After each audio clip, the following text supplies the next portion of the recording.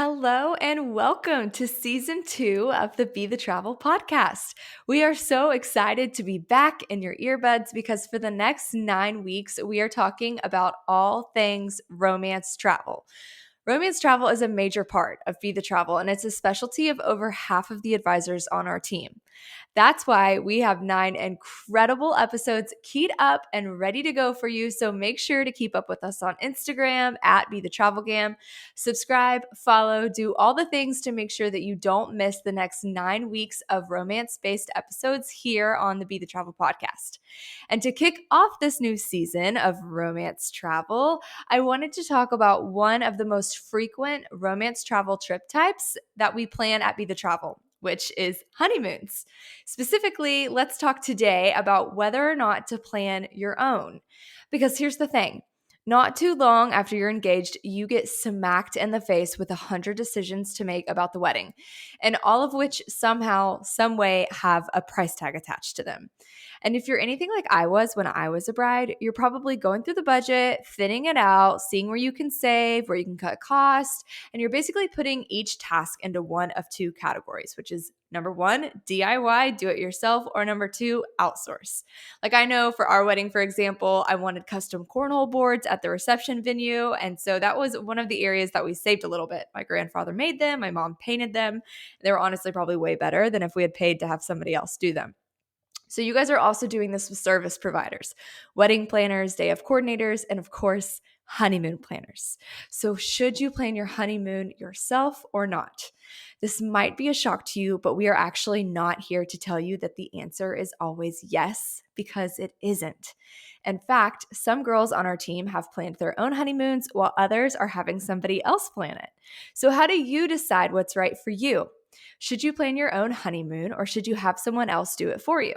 If you found yourself at this very fork in the road, well, then this podcast is for you.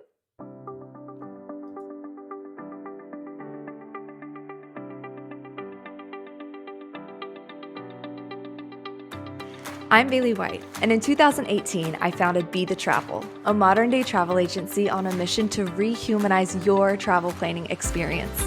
Our team of travel advisors are so passionate about bringing what you've been dreaming of being out in the world to life. Here on the Be the Travel podcast, you can count on us to share all things travel advising. The good, the bad, the ugly, the beautiful and breathtaking, the planning hacks and how-tos, our hard-earned experiences, and more. No matter where in the world you're tuning in from, we are so glad you're here.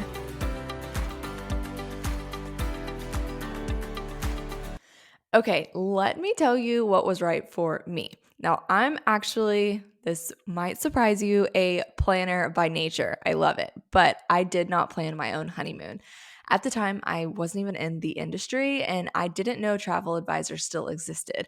And my mother-in-law actually planned our honeymoon, and I wouldn't have had it any other way. If I had to go back today, I would do it the same. She did such a good job, and it took so much stress off of my plate. So sometimes this isn't even about whether or not to hire a professional or a travel advisor. This is oftentimes a decision as to whether or not to pass the torch to your husband or wife or a family member or a friend or, yes, of course, a professional travel advisor. So, how do you decide? What things should you be considering?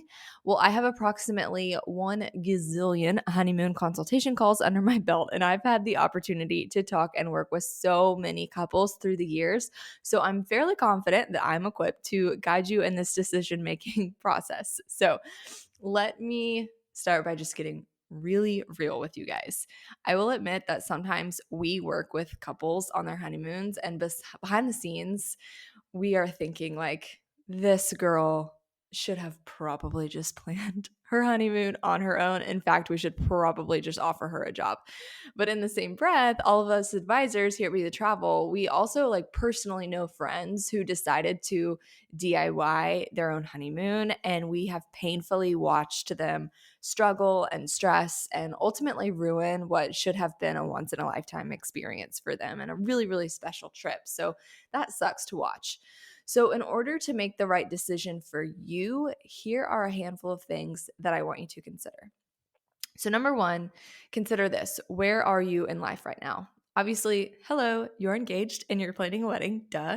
But what else? Are you graduating college? Do you already have kids? Are you buying a new home? Are you in the middle of a move? Are you searching for a new job? The list goes on and on. That is just to name a few struggles that we sometimes hear from clients. For me, I fell into the category of graduating from college, getting a new job, and moving into a new house. We were house hunting at the time, which in today's world, that is a full-time job. But no matter how great of a travel planner you are, this is really, really an important trip.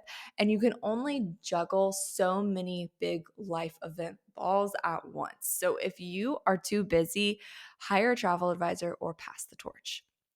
On the other side of the coin, if you're already settled in life and the only thing that you really have going on is planning a wedding, and I don't want to say that lightly because planning a wedding is still a lot, and that alone is enough work to justify hiring out a honeymoon planner. But maybe you just don't have that much else going on and you enjoy planning travel. So just do it yourself. If that's the case, there's nothing wrong with planning your own honeymoon. A lot of people do, and it's super fun for them and successful and all the good things. So that's really easy. The second thing I want you to ask yourself is, what do you want? You know that scene in the Notebook where Noah is yelling at Allie and Allie is like sobbing because she literally just like doesn't know. Okay, well, we all knew that she knew what she wanted, but that's not the point. We definitely get brides like that where we are like, gosh, dang it, Allie, just tell me what you want, which is fine. And there's definitely a planning fee that covers us literally mapping out 2 to 3 completely different honeymoons so that we can help you make that decision. But seriously, just ask yourself, do you know? Like, do you really even know what you want? And now this kind of like step in figuring out should you plan your own honeymoon or not is kind of multi-layered. So go with me on this. If the answer is no, then ask yourself, do I want help figuring that out? So, we have one advisor on our team, Hillary, who just got married, and she actually planned her own honeymoon. And when I asked her why she planned her own honeymoon instead of having one of us do it for her, her answer was actually more of a professional answer, and that she said, I didn't want to be my own worst client and have one of you guys do it because I knew I was going to be difficult to work with because she just didn't have any clue. But even if she wasn't an advisor, she may have been the type of person that wanted to explore all different possibilities because there are thousands. I mean, the possibilities of a honeymoon are endless. And she may have wanted to explore all of those on her own. So it's as simple as that. And there's absolutely nothing wrong with that.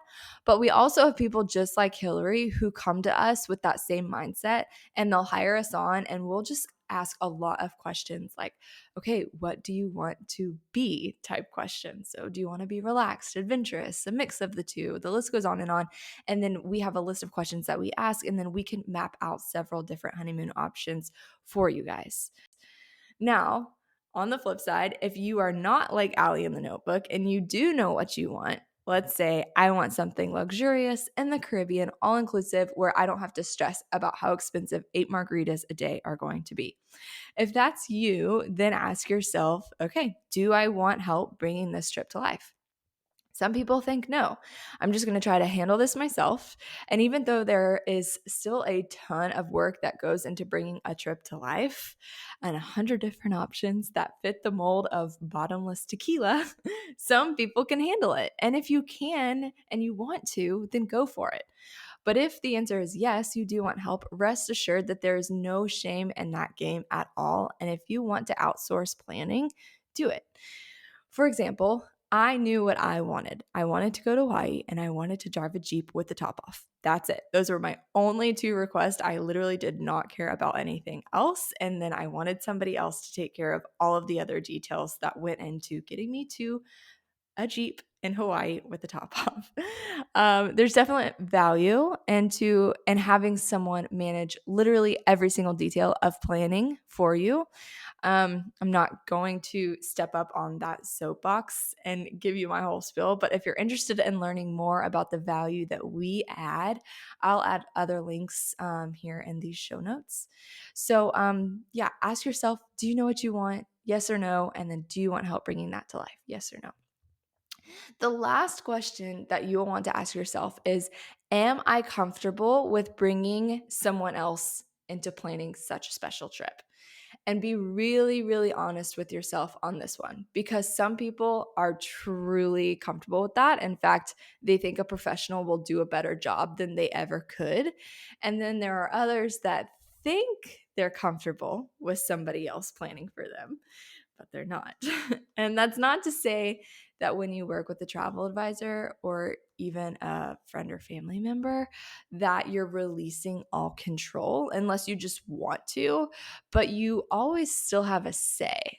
Like with us, for example, you're still very much a part of making all of the decisions and you're very involved in the planning process.